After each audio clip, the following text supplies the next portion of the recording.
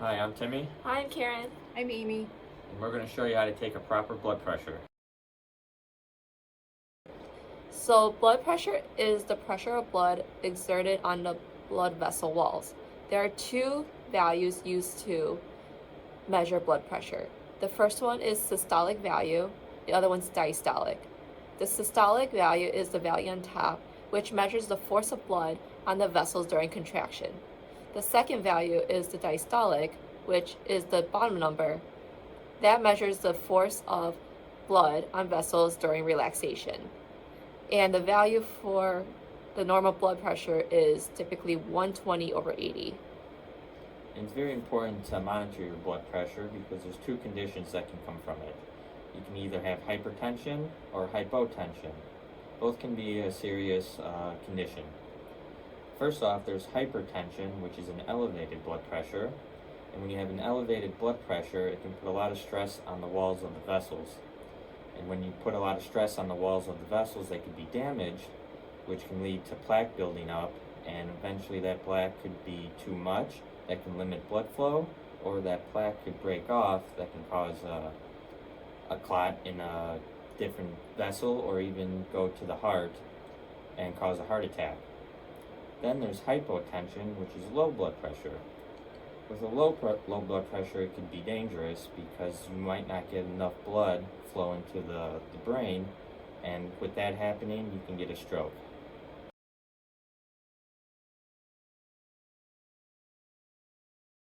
To take a blood pressure, you need the proper equipment.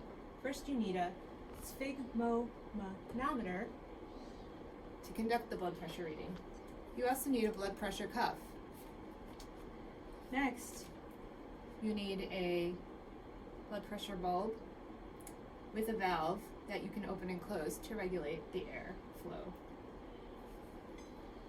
You will also need a stethoscope and alcohol prep pads.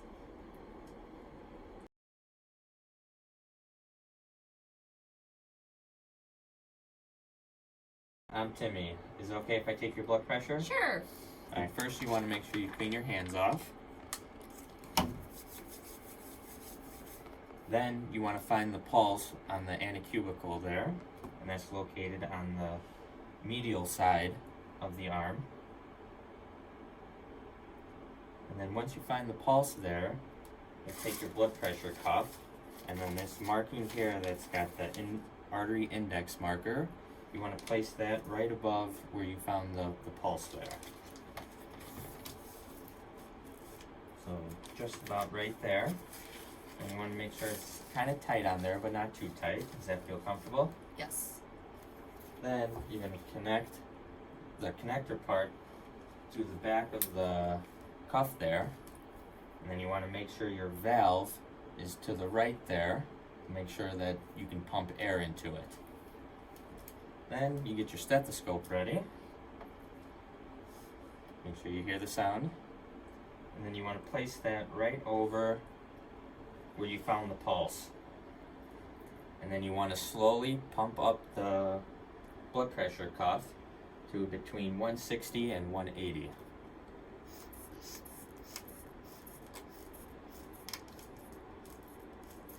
Once you get up to the 160 to 180, you want to slowly open the valve and let it go slowly.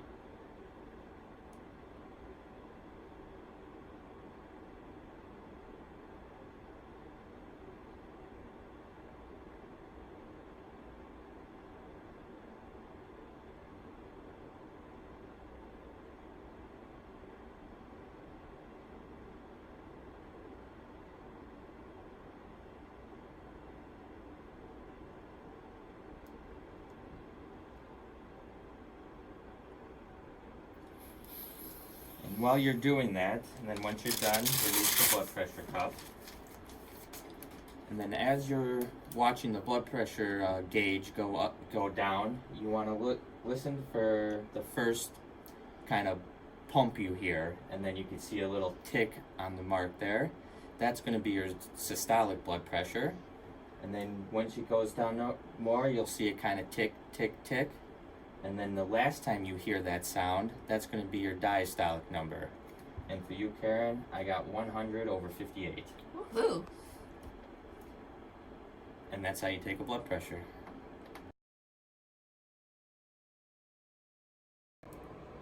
Remember, when you're watching the gauge, make sure you listen and watch for that first tick as you slowly let the air out of the blood pressure cuff. There you can see the first tick.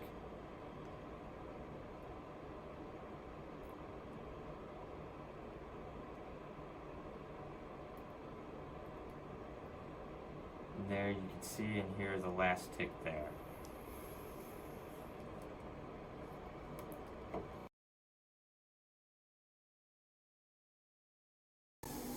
One important way to maintain a healthy blood pressure is through exercise, which is what Karen's doing here.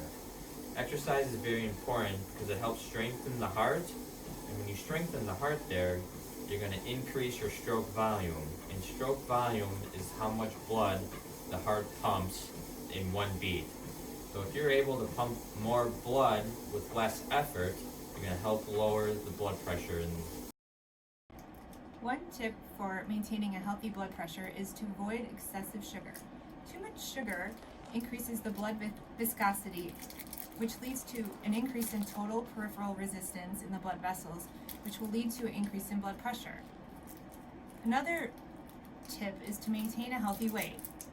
Too much sugar in your diet can lead to an increased body weight, which will lead to an increase in the heart's ability to work harder than normal to pump blood to cells and tissues. Over time, this can lead to an increase in blood pressure. And finally, in order to maintain a low blood pressure, one should engage in a low sodium diet. This is to reduce the blood osmolarity within the blood. When there's an increase of sodium in your food, all the sodium will enter the blood, which will increase the reabsorption of water from the kidneys into the blood, because sodium and water are buddies. When blood osmolarity increases, this will also increase the total peripheral resistance and thus increasing the blood pressure.